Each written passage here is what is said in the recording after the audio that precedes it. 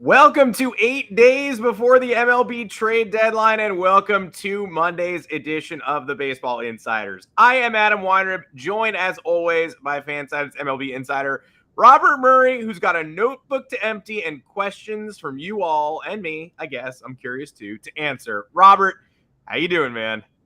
I'm great. I've been up since 3:30 this morning, so that part's not great, but it's been a rather busy morning. A lot of phone calls, a lot of texts. Good times though. How are you, Adam? I'm good. I saw you hunker down with some additional cold brew this weekend, and you stocked up for the big week ahead. Have you finished it all yet, or is there still some left over? There's thankfully still some left over. If I finished 6 containers of cold brew in about 12 hours, I think that'd be deeply concerning. But thankfully, I still have plenty left, as well as steaks and chicken. So we're fully stocked. We're loving life. I've done it before. No, I've never plowed through that much cold brew, but I certainly have consumed more than I thought I was going to, especially when you get the real stuff and not the concentrate. Well, all of you are here in the right place, and we'll be here today, Thursday at 3:30, next week, and on deadline day to take you through the end of the line here when the horn sounds. There might even be more deals consummated at the end of the deadline. Isn't it great when that happens, when it's like 3:24 and you hear about another trade? We're here to talk you through all the moves that could happen, might happen, and may never see the light of day. And that's why we are welcoming your questions today, your comments. We'll answer as many as we can. This is going to be as close to a mailbag as we can get. I've got some stuff I got to get handled, but we'd love to hear from all of you. That is 3:30 Eastern on the Baseball Insiders feed, Mondays, Thursdays, and I can't stress enough how exciting the opportunity is during this time of year to join us as a YouTube member as well. Lots of perks with membership, Discord channel that Robert and I will both be in, talking through potential rumors and chatting baseball as this deadline approaches. So join us, please. We are also sponsored today by DraftKings.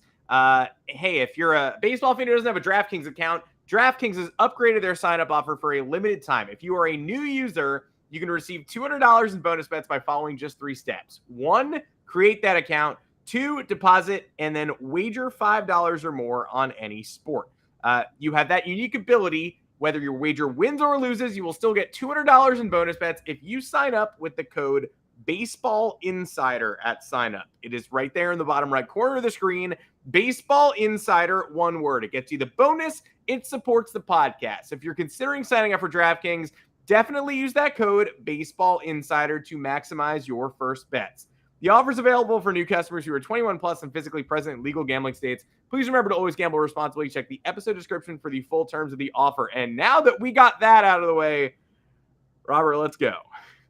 Let's make it happen. Should I drop a little nugget right now? What do you think? Yeah, let's start because I know you've got an overflowing notebook, a big old bottle of cold brew with some residue on top, and an item that has been unreported so far that we can break now.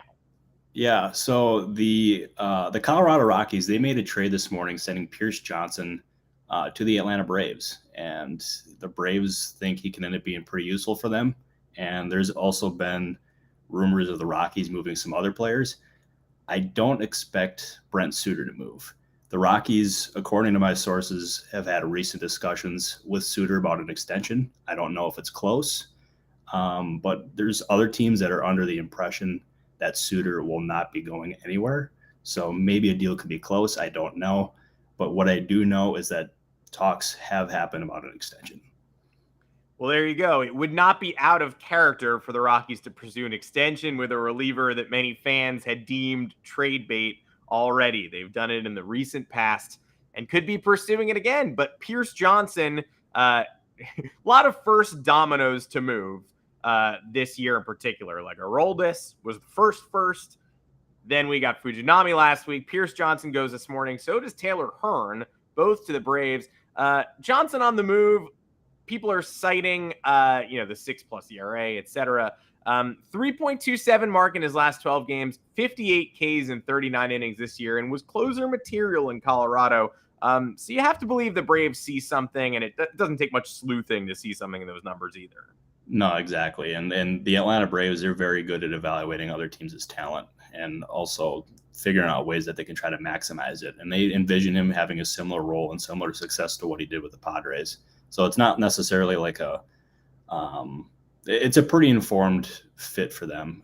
They know, they've seen him do it in years past, aka last year. So I think it's a worthwhile gamble. They gave up a lot. They gave up one of their top 10 prospects and another top 30 guys. So they clearly have big hopes for him. And also, Gustavo, I appreciate the kind words, but don't get your hopes up for Ohtani or Goldschmidt ending up with the Padres. So my apologies for being the mood killer there.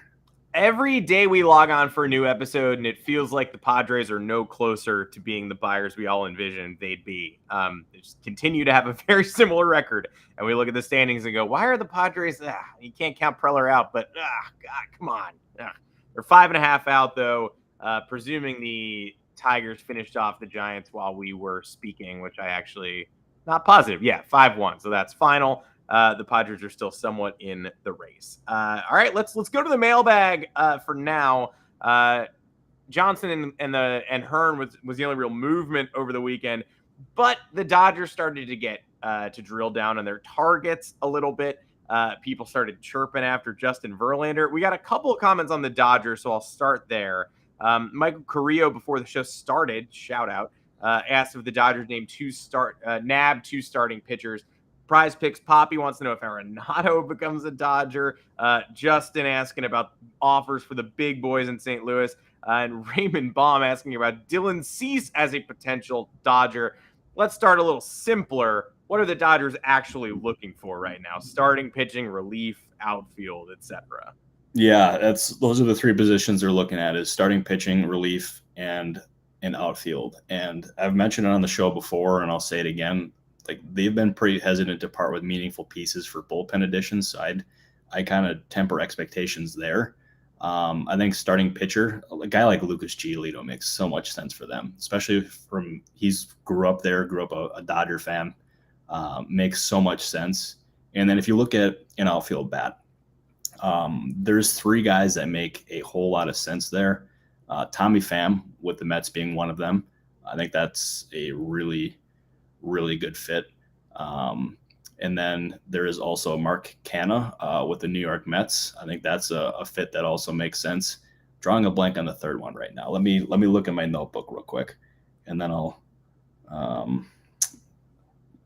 Pham.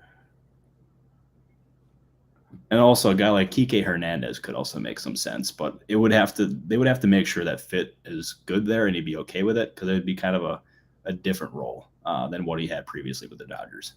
Maybe Kike and Alex Cora can come as a package deal, and maybe Cora becomes the Dodgers bench coach.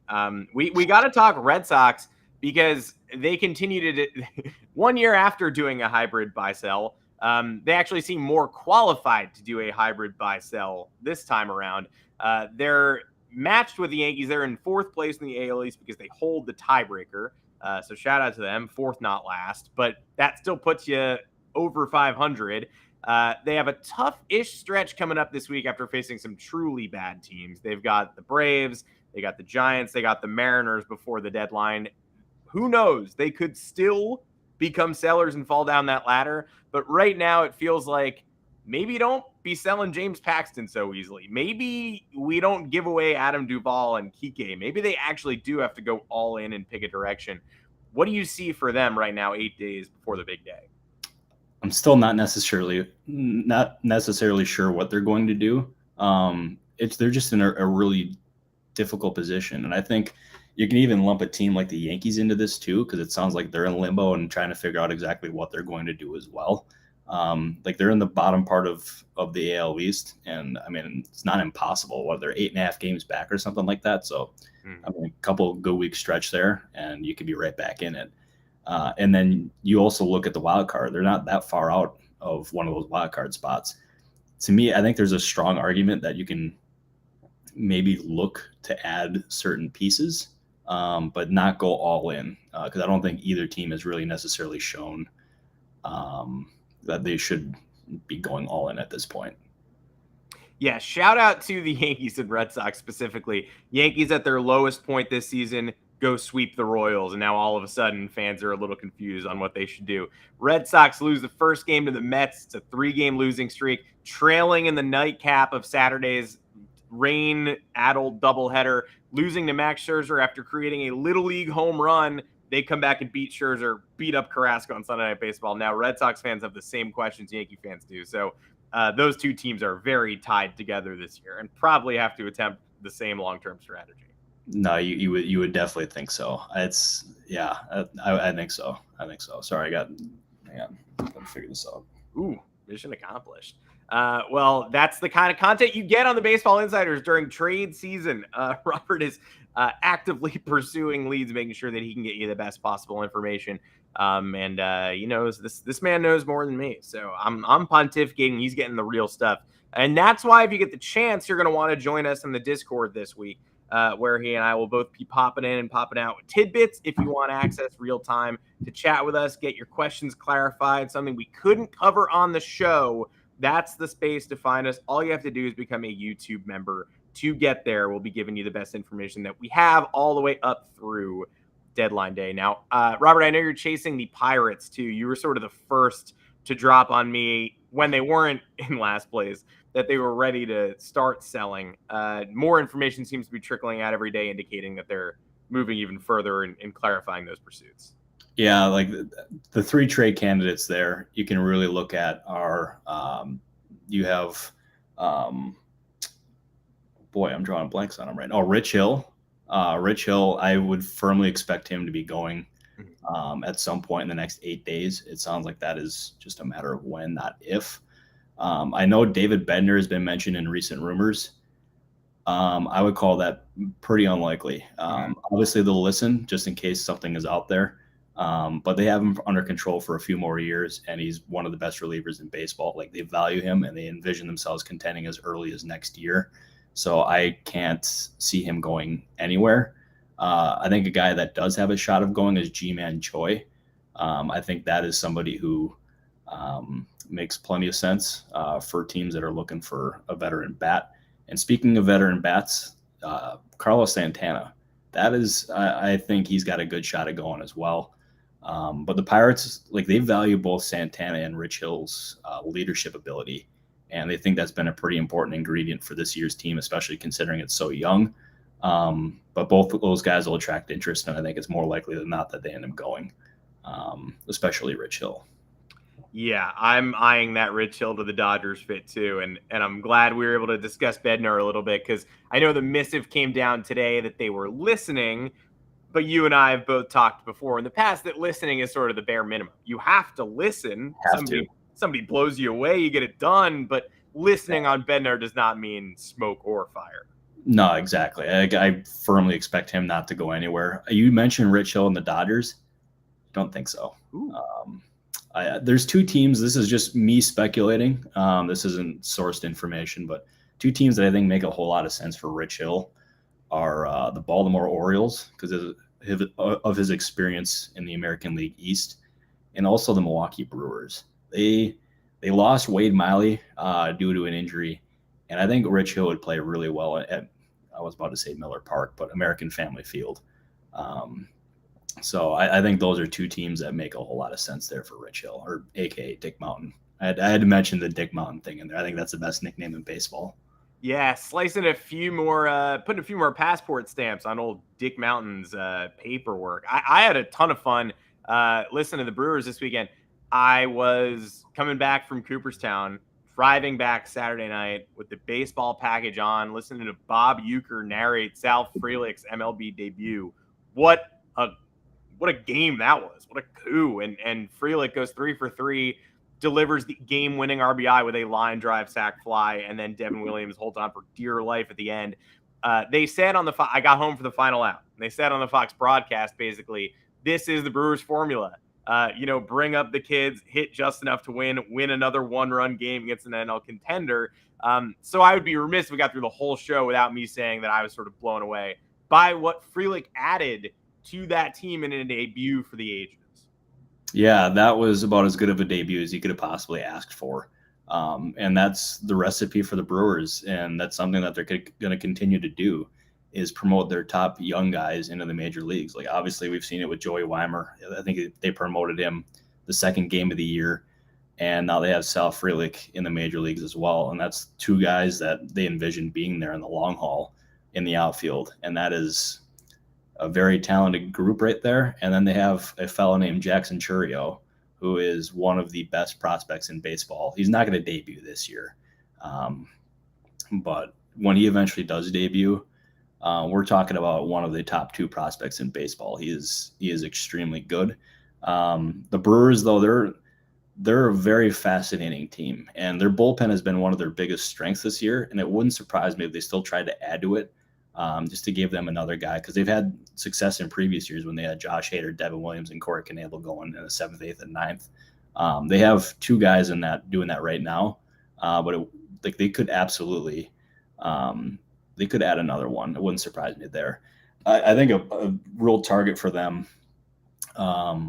should be adding another outfielder, specifically a veteran outfielder. And I had a rival team mention Tommy Pham as a potential fit. Like I have not confirmed that as something that's actually on the Brewers' radar, but as of something like that could make sense for them. I think Pham is going to draw a lot of interest. I saw Bob Nightingale mention the Philadelphia Phillies with him. There's the Dodgers obviously make a whole lot of sense too. The Brewers make sense. There's going to be a lot of interest in Tommy Pham. I feel pretty certain about that.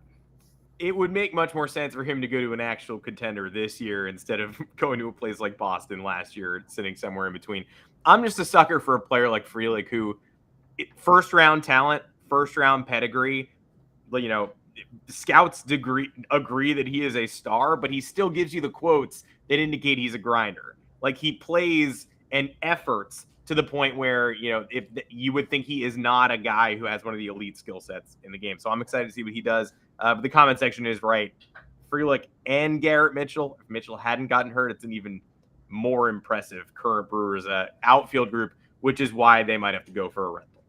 Yeah, no, exactly. And Garrett Mitchell, that's a great shout. That's somebody that organization is extremely excited about. And you got to see it in short time when he was in the majors. Like they had a bunch of energy. It was a big spark plug for them. And it was the youth movement in Milwaukee. I think they call themselves the kids or the freshmen. And they're not going to be all together this year, but next year, that is a very good foundation. It's a good problem to have too. Considering they also have a fellow named Christian Yelich there too, who's looking much more like his usual self.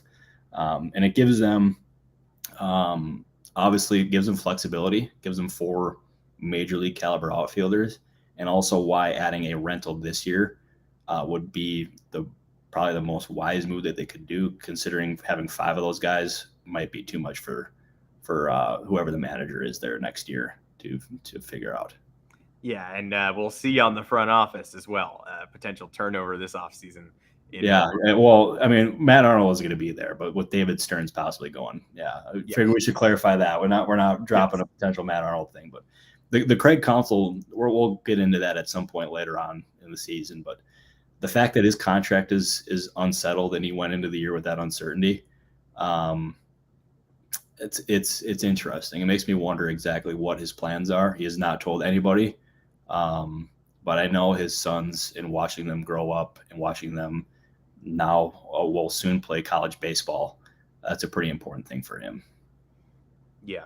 And he's got a team to navigate to the finish line full of kids ready to reach the next generation first. But at the end of the year, we will see what decision he makes. Is it time for our daily Shohei Ohtani check-in? It might be. Because I know you have some Angels notebook stuff to empty, and obviously they're not going to make any decision on him for sure until 24 hours for the deadline. Like they're going to take as much data as they can. You don't want to trade Shohei Ohtani and then go, oh no, you know what I shouldn't have done was trade Shohei Ohtani. So they're going to give that heavy consideration. They're in listening mode, just like Pirates and Bednar. But what do you have for us on the Angels right now? They're getting hits on a lot of their major league players. But they're not ready to entertain that. They have not gotten in any serious talks about moving any of their major league players. I still think it's much more likely that they buy. I I'm not anticipating having to drop a Shohei Ohtani tweet about him being traded. I just don't think it happens.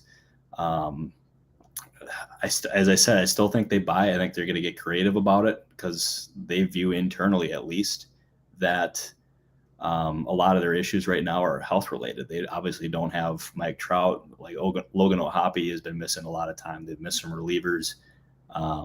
Once they all get back, that's going to help them a lot. And then whoever they add at the deadline, if they do add, which I do think they will. But as of right now, I still feel relatively confident that Shohei Ohtani is not going anywhere. Well, I have a Shohei Ohtani tweet in my drafts for every single team. I have a trade tweet lined up for every single team, so I'll fire it off as soon as I hear anything. But yeah, I'm in the same boat with you. Friend offered me a friendly wager this weekend, saying we should do an Ohtani trade wager, and I said, great. I don't think he's going to be traded. And then he said, okay, great. Neither do I. Let's not do a wager, and that's where we stand. Yeah, I'll tell you, if you want to do that wager, betting on him not being traded seems like the right bet right now. And I'll answer a question here from Johnny, loyal listener Johnny. We appreciate you as always. He wants me to announce the Cubs as buyers. I don't know if I can do that. I don't know if that would be right. But I do think the idea of the Cubs holding on to Cody Bellinger is a realistic thought. Just because they did it last year with Wilson Contreras when it felt like it was obvious that they should trade him, and they kept him for the rest of the year and let him leave as a free agent. But they offered him the qualifying offer, so they got a draft pick in return. It's possible they do the same thing with him this year, give him the qualifying offer. Hold on to him, then give him the qualifying offer. And I do think that they would absolutely try to extend him. Like his play has warranted it for sure. He's enjoyed playing in Chicago. By all accounts, Chicago likes him. So I do think the idea of the Cubs holding on to Bellinger is realistic. I just don't know if some team blows him away with an offer or what they would do in that situation. Yeah, there's a mutual option there, but you'd have to think that if Bellinger keeps this up and stays in Chicago, that he'll decline, and then they'll enter into those deeper conversations. No, exactly. And that's kind of the same thing as like you look at a Marcus Stroman type, like the option, he's got a player option, and that makes it a little bit more challenging and exactly what a team should give up because obviously if Stroman pitches as well as he has the rest of the year, then he's going to decline the player option. And if he ends up getting hurt or if he struggles, then like accepting that player option becomes more realistic, and that just impacts the trade value. Same with Eduardo Rodriguez in Detroit. And Justin, you're right. Bellinger's agent is Scott Boras. He will want free agency. That's exactly what Boras does. But I mean, if the Cubs, if they end up keeping Bellinger, then they would have the first crack at trying to re-sign him, and trading him may end up closing the door on possibly re-signing him. I don't know that. That's just me speculating, but I know that's been that's kind of varied by case in years past. But the Cubs, I think they do want to have a shot at re-signing Bellinger. Bellinger has been fantastic. He's obviously been even better than fantastic in the month of July. Really odd savant profile. Like his StatCast stuff, the exit velo, hard hit percentage, barrel percentage, all really bottom of the barrel. And he's found a way to eliminate Ks this year. And that's great. But, I can't shake the idea that there might be a little August regression coming for him, or maybe September. And then if somebody pulled the trigger, they'd regret it. I don't want to say that because it sounds ridiculous to say about a player who's got 2.8 BWAR on the year and who's spent the whole first half rejuvenating his career after putting up 500, 600 OPSs the last couple of years. But there's some scary stuff in that batted ball profile. Again, nerd stuff. And if anybody wanted to say just watch Cody Bellinger, I would be like, yep, I agree with you. He's been awesome. But as a cautious man, it's a little bit scary. It is. And that being said, though, he's still a very good player. Because you see different things of Ellie De La Cruz. I know the people are all over his numbers. He's a great player. He's going to be a great player. I think the potential worries of Bellinger are valid just because of also of his injury history as well. So I was talking about it earlier today with a buddy, and when he eventually does get that big deal, or when he goes to free agency and gets that multi-year deal, where Bellinger we're talking about, we have no idea what it's going to look like. It's just there's so much up in the air. I don't even have a good guess. Is that uncertain, especially if he continues performing at this level for the rest of the year? And I see Justin in the comments section here. He's been asking us a few times about this. Yeah. The Cardinals are listening to offers for Nolan Arenado, Paul Goldschmidt, and Wilson Contreras. I think listening is they do that with every player. You have to. But that being said, I will eat my own shoe on this podcast if they trade Arenado or Goldschmidt this year. They want to contend in 2024. And I just they view those guys as like a key piece in that. Wilson Contreras, I don't know. I'm a little less certain about that one just because of how rocky that's been to start here. But and we also saw Bob Nightingale say that they're open to moving him or something along those lines yesterday. I cannot independently confirm that, but you never know. And then, yeah, Gustavo, he says AJ Preller is going to take that as a challenge. Bob, that is a terrifying thing. I did not even think of that. Yeah, if there's ever one GM who's going to prove me wrong, it's AJ Preller. That guy is as unpredictable as they come, but I feel pretty confident I will not be eating a shoe on this podcast after the trade deadline. At least I hope not. Otherwise, thank goodness I have hot sauce in the fridge. Otherwise, that could end up being an issue. I was gonna say this is bad news. I don't know if you know this yet. We actually have a shoe eating channel in the Discord. Like we have live feed of you eating a shoe in the Discord channel. So yeah, make sure. Hey, I'm in there. So make sure you guys go to that Discord channel. By the way, I will eat a shoe there. I'll eat a shoe on the YouTube channel here. So yeah. Oh boy, I said the same thing, kind of a similar thing last year about the shoe with Juan Soto. Good memory, Michael. Yeah, there he is. I did not do that, but this year I will actually eat a shoe if either Nolan Arenado or Paul Goldschmidt are moved. That is the Burt guarantee, and that is my heart sunk as I was saying that. What the hell did I just get myself into? You're right with the hot sauce though, because as somebody who has had to eat a hat in the past, hot sauce and ketchup really made the little fabric snippets go down. I said I would eat a Red Sox hat, if the Red Sox DFA'd Hanley Ramirez in the middle of the 2018 season. I was like, that doesn't make any sense. Why would they do that? He's like one of their best offensive players. Boom, DFA'd like 8 minutes later. I went out and bought a hat on company money. I got reimbursed. I did not buy a Red Sox hat using my credit card. I charged corporate, but I did eat a chunk of that hat, and that was really dumb to do.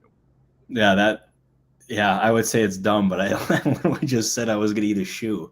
So I guess that makes us both dumb. So shout out to us, I guess.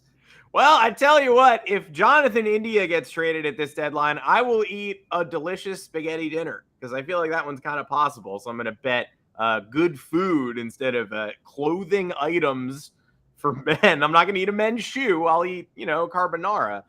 Mark Feinsand said today the Reds are willing to dangle him for controllable pitching.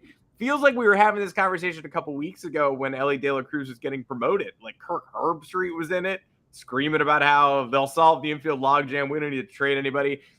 Now they're talking about trading Jonathan India. I mean, a lot more infielders on the horizon too. In the minor league level, logjam's only going to get worse. What are you hearing here with the Reds? Yeah, that's certainly been something that I think has been talked about quite a bit, especially since the Ken Rosenthal and C. Trent Rosecrans article that they wrote for The Athletic a couple months ago. That's always been an option. And now the Reds, I would imagine they're getting interest in a guy like that. Obviously, very talented player. Would not be surprised if he does get moved, especially if they do get the arm that they're looking for. And that being said, when that report came out from Mark Feinsand, he said that the Reds, that they're willing to move India for a young, controllable starting pitcher. I was trying to think in my head who that could be. I don't know. because the market this year is just relatively just extremely uncertain, and it could make it tough to complete a deal now. They don't have to, just because their other guys have not necessarily, well, they haven't debuted yet, but they do have like Steer. They obviously have De La Cruz. They got Matt McClain, and they got Encarnacion Strand. Like they can be patient if they want to. I know a few of those guys have debuted, but they don't have to make a move now. But if it's not a move now, I think the offseason certainly makes sense. But still, this trade market is very uncertain.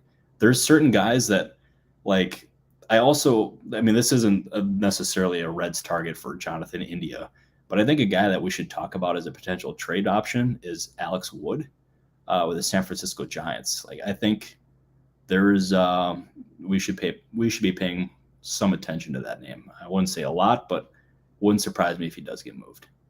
Well, there we go. I'm thinking, when you say controllable young starting pitcher, I think the Dodgers, I think Emmett Sheehan, Michael Grove. Like, if the Yankees didn't have so many infielders, I'd be thinking about Clark Schmidt. Like, the Yankees don't have much to offer right now except for controllable starting pitchers. So maybe if Gleyber Torres finds a new home this offseason, they revisit that, trade Peraza in a big package. I'm going a little off the rocker right now, which is what we do deadline week. Just kind of, a million baseball names are floating around in my head. It's like I'm doing trade deadline immaculate grid right now.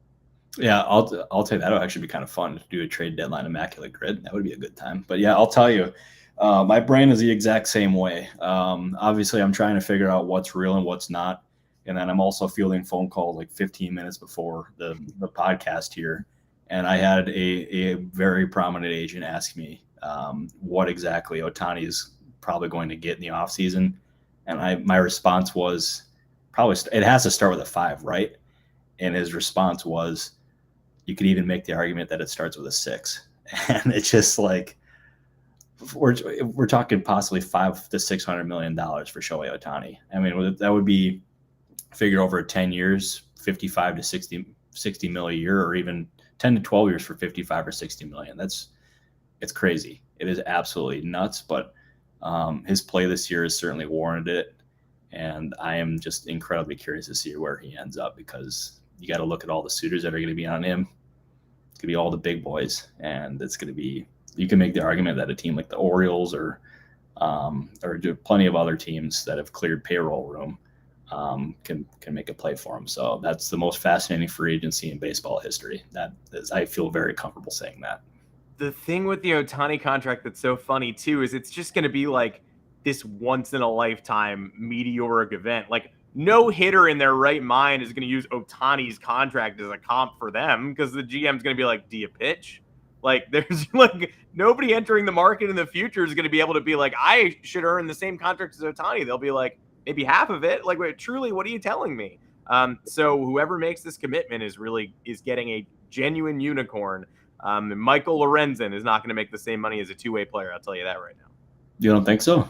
I don't think so. I don't know, though, but it's possible, but unlikely. Yeah, I'll tell you, that's a guy that'll attract some good free agent interest, or some good trade interest, I mean. Mm-hmm. And I remember this too, because the Giants, I do think that adding another arm would make sense, especially if they do move a guy like Alex Wood.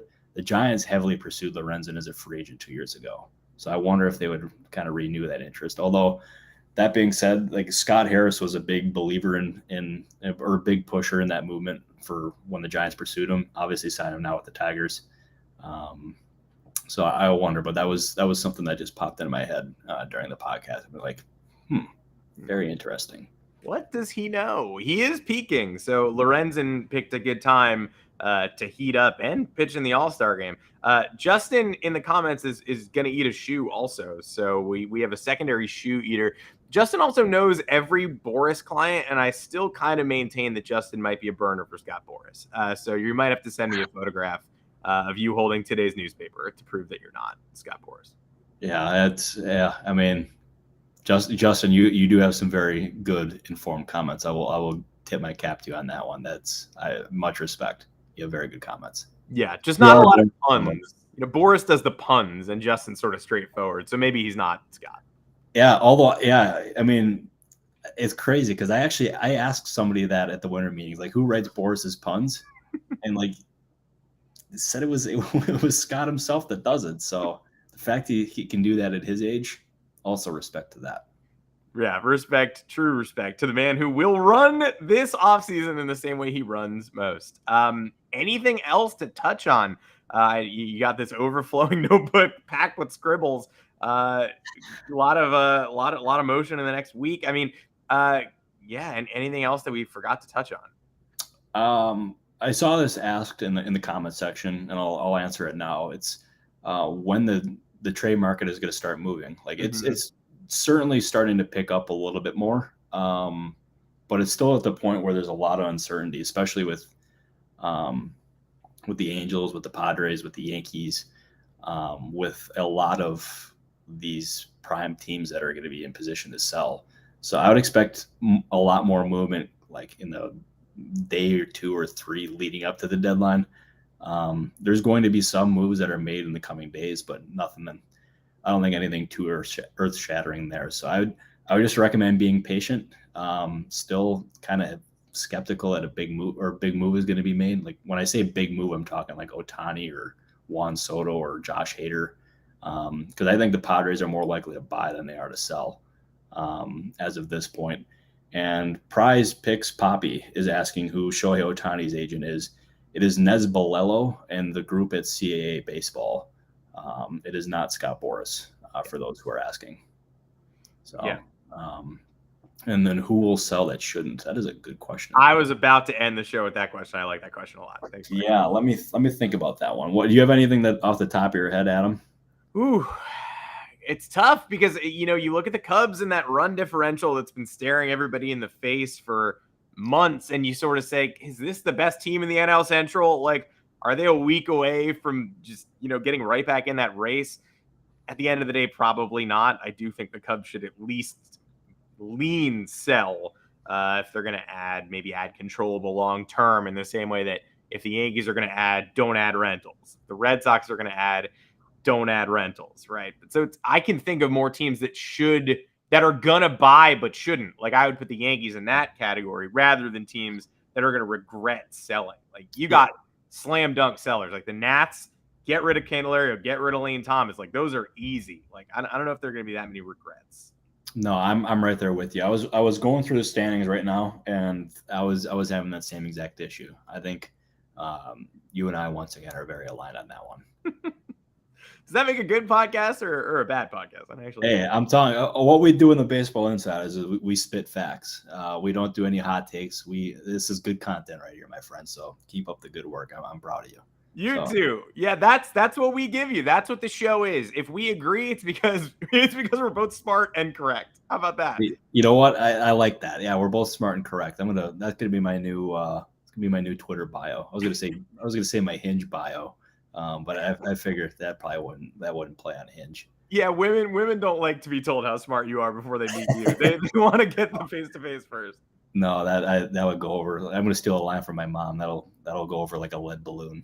So yeah, boy, oh boy. Shout out to Mama Murray. And shout out for anybody who's hearing us now and hearing me say that we're always smart and correct. Don't watch our preseason predictions episode. No, God, no. That was a disaster class. But hey, what we do know is we can provide good insight at the baseball trade deadline and also in the off season too. So we appreciate everybody who watched. Justin, we appreciate that comment. That is very kind of you. Yes, sir. And yeah, without you guys subscribing and commenting and watching this show, not possible to be here. So just a genuine thank you from both Adam and I, and also Joanne, who does a lovely job producing the show. Absolutely true. Thanks to everybody for maintaining the viewership throughout this episode. Numbers, I'm watching them go up and up and up and stay up. Nobody dipped out when we were sharing our opinions, which is hopefully the sign of a good show. We hope everybody enjoyed it. And if you did, there are still other steps you can take. If you like the comment section here, you can become a member on YouTube. Join that Discord. We'll be there chatting it up as the deadline approaches, afterwards, during the second half of the season, playoffs, and into the offseason. Like Robert said, this grind in particular never stops. You might be here because the trade deadline's on the horizon. Well, guess what? As soon as the trade deadline's over and August starts, you're going to be having off-season questions, and we're going to be here to answer them. We'll be answering them in real time in the Discord if you want to find us there. Again, DraftKings sponsors the podcast. We appreciate it. $200 in bonus bets. If you create that account, deposit money, wager 5 or more on any sport. The code Baseball Insider at sign up will let you get that done and will ensure your bets. We'll hopefully give you information to make those informed bets as the deadline approaches. Second half happens. October comes down. Shout out to the comment section and shout out to you, obviously, Robert Murray, for taming that notebook for a great show today. Yeah, I appreciate it. Great show. Thursday, we'll make sure we'll have just as much, if not more, information for you. So, thank you everybody for tuning in, and we'll see you Thursday. See you Thursday. We'll be right back at it. Bring more questions. We will field them. We'll see you then. See you later, everybody.